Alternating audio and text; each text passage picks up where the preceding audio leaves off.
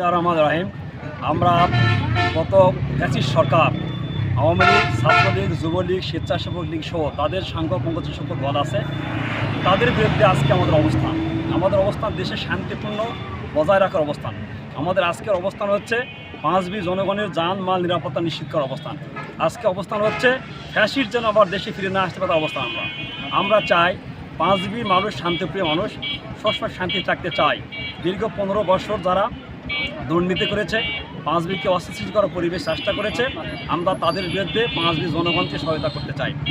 আমরা গতকাল সন্ধ্যার থেকে 5B বাজার রয়েছে, আমরা প্রশাসন সার্বিকভাবে সহযোগিতা করতেছে। আমরা প্রশাসন গোয়েন্দা নজরদারি চালাচ্ছে, প্রশাসনের পক্ষ থেকে সর্বসময় টহল চলছে, তাদের সঙ্গে আমরাও নিরাপত্তা নিশ্চিত করার চেষ্টা চালাচ্ছি। আমরা আশা করি 5Bবাসী শান্তিপূর্ণ এখন পর্যন্ত রয়েছে, আগামী দিনে শান্তিপূর্ণ থাকবে ইনশাল্লাহ। 5Bর ময়দানে কেউ অস্থিতিশীল পরিবেশ তৈরি করতে পারবে না।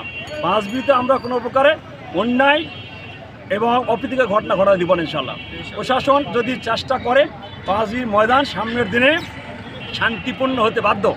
এই জন্য আমরা প্রশাসনকে সার্বিক সহায়তা করব। আশা করি 5B ময়দান ভালো থাকবে ইনশাল্লাহ। সকলকে ধন্যবাদ।